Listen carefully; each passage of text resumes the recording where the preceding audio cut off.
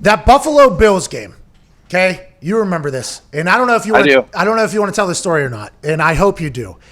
It is alleged, okay, and I was not in the huddle. I actually had like a $1.5 million bonus on the line in the middle of that blizzard. I had to have a certain amount of yards. So everybody on our team, this is my rookie year. We went undefeated until we chose to lose, which was not a decision that was loved by everybody, but we literally chose to lose. The Buffalo Bills game, it was in the middle of a blizzard. It was the last game of the season. And for me, there was literally a $4 million bonus on the line that I had to have a certain amount of yards per punt. I had to have a certain amount of punts inside the 20. Everybody else around me is like, this game is, just a joke or whatever. And I'm like, yo, leave me alone. Like I need nobody to talk to me right now. This is the biggest game of my life. But it is alleged that in the huddle, you guys were actually drawing up plays like in the snow because there was a certain amount of catches that people needed or yards people needed. Is that an accurate statement, or was that all just a lie that I was told on a flight ride home after I hit a $1.35 million bonus and had a great time and don't remember everything is clean? Okay, so, I think you just answered this, Pat. So you were aware of what you had to do, right? You knew you had things on the line, right? And you needed to hit marks and things like that. I'm not going to get in Payne's head. I mean, that's a scary place. I mean, that dude thinks about everything, right? So it may have been brought to his attention that certain players and certain things had to get to get reach or knocking on the door of certain numbers and records and things like that. But hey, when bullets are flying, here's the thing: like you can try to have a plan, but when now it's snowing and it's just those guys they want nothing but to just kill us, right? I mean that's what they love that weather, and I do too. I'm from Iowa, but yeah, I mean, it was, we were definitely in their turf, but yeah, to go to your question, I mean, it was just we're trying to move the ball, and certain guys in the huddle are some playmakers, and Peyton just wanted to hit the ball. Yeah, his playmaker. Yeah, he was at running back. I think you were lined up at running back at one point, and Reggie, I think, was lined up at H back at one point. There was like things happening on this show. I'm sitting on the sideline watching this, and I'm too young. I'm too young to know anything. And I'm like, Dallas is a running back. I think Reggie Wayne might have been a running back at one point for like a swing pass or something. And Dallas is like, I'm like, what the hell is going? But by the way, Buffalo did not prepare for Reggie Wayne at running back. We went right down the field. I think we went down the field almost too fast. We played Denver the next week in the playoffs, and we just wanted to have them, take more time. They had to study now Reggie in the background. I mean, you might think it was the stats and all this stuff. No. Smart. We want Reggie's running back. Oh my gosh, he's going to set up a screen. Oh, I mean, it just fool, and that's what we beat the brakes off of them. So I mean, it was all because of Reggie in the background, in the backfield. Don't think. Gosh, see, you're young. Yeah. You're naive. You listen to those things on the that's cute, but that did not take place. And by the way, I'm a member of the media now, so I'm trying to spin up these stories. I mean, it's. Hey, seriously. Okay, so can we talk about you now? Yeah, let's do it. Dale. No one wants to hear about me. Everyone's Googling me to figure out why is he taking up so much time? You were trending on Twitter. Hey, you were trending on Twitter last night. You were an answer to Jim Irsay's question, actually. So you were actually trending. You're more important, very more important right now than you've ever been. If you didn't know that. yeah, you are. Well, thank you, Pat, for making me. Mr. Irsay, I guess it would help me with that. But here's the thing about what I love about Pat. So Pat came in, and Pat was enigma. I like to say enigma because he was all about punting. Like he did his job. But Pat had always had a vision. Like this, like where you are, this is where you've seen yourself here 15 years ago. I mean, you knew this is who you're meant to be. And I remember, Pat, I you specifically saying this, and you can deny this, because you can spin the story.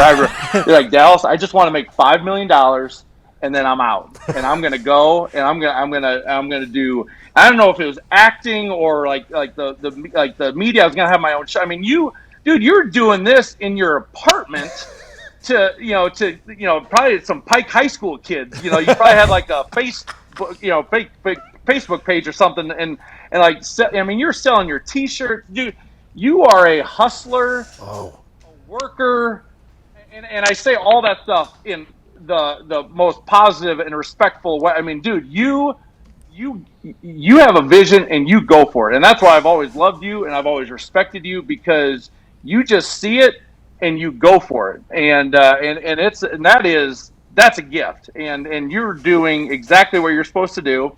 And I remember being like, dude, you are a phenomenal, like, you could do this forever. Like, and then when you retired, I'm just like, what is going on? And so, I mean, but here's the plan, right? You've seen this, and can I tell one of the best Pat stories that, and I please, by all means, Dallas. I thank you, by the way, for all this. I do this with my kids. My kids are 11 and 9, the two boys. We play backyard football, and I'll do this with them because it might be the coolest thing in the world. And I can't, and so anyone who has a shotgun, an old Mossberg or something, it's like a pump shotgun, right? And you have to you have to pump it. You have to cock it to get the shell into the chamber. So we're warming up for a game, and I remember looking over, and I'm giving Pat, maybe I was wishing him luck or something, or I was probably giving him some bad punter joke, like, why did you made the bus? Like, we let you guys travel? Like, or did you fly Delta? Did you get in this morning on the Delta, the red eye to LA? So, and if you haven't noticed, I love my, because you have perspective and you have punter perspectives. It's just it's just always just a little. Yeah, got it. Yeah. If you understand where I'm coming from, Pat has unfortunately taken the big lashings of these beatings. But anyway, so back to Pat. So I'm I'm trotting off the field, and Pat's like, "Hey, Dallas, hey, watch this." And so visual, if you're at home driving, so think about Pat taking both of his arms or both his hands around his thigh, which are like tree trunks, by the way. I mean, the dude has got some thighs on him now, all right? Still got it.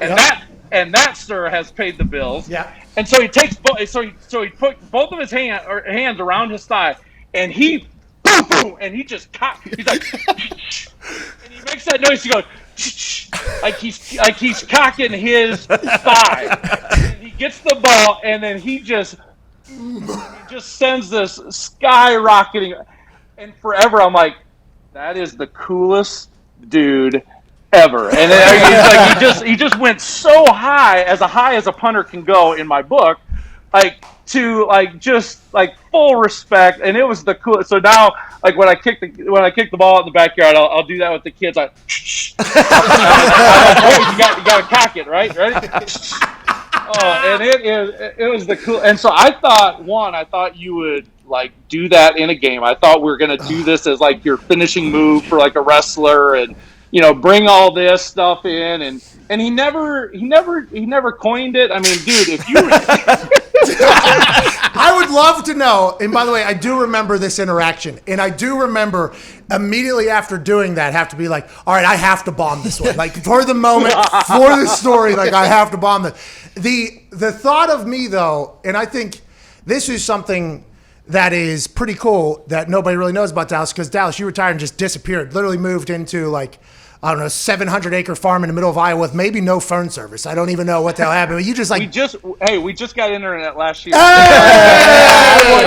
That's why we can be on this. That's why I finally interview you. I mean, this is amazing. Well, the thing about you were this all-pro guy, right? Big name guy, leader of the team, super competitive. All these jokes about punters you make, but the fact, like, think about the moment between a young punter and a superstar tight end who's a meathead. I mean, you are a meathead. In warmups, me being comfortable enough with how good of a teammate you were and how welcoming you were, and I think that doesn't get talked about enough with like that group of guys. That offense and that defense, that team. Everybody was so cool. Like Dwight Freeney was making like $4 million a week, and he like literally sent a limo to drive me me places. You were so cool to me, so nice to me, invited me to things. Peyton was doing the same thing. That team was just such a cool group of people. Think about a 22-year-old guy from Pittsburgh, Pennsylvania, went to West Virginia, complete opposite human of Dallas Clark, by the way. In warm-ups, me being comfortable enough right before a game, going to Dallas, go, hey, Dallas, fucking look at this, man. Like that was the cool part about that team, man. Like that team was so cool. I wish I could have been a part of it longer, and I wish I would have known while I was in it, like how much I would learn from being, you know what I mean? Like I wish I would have in the moment known, like, hey, like what I'm learning from these humans, either by watching them or talking to them, I'm going to carry with me for literally the rest of my life. And I'm very thankful for you for that, because you were one of the most welcoming guys I've ever encountered.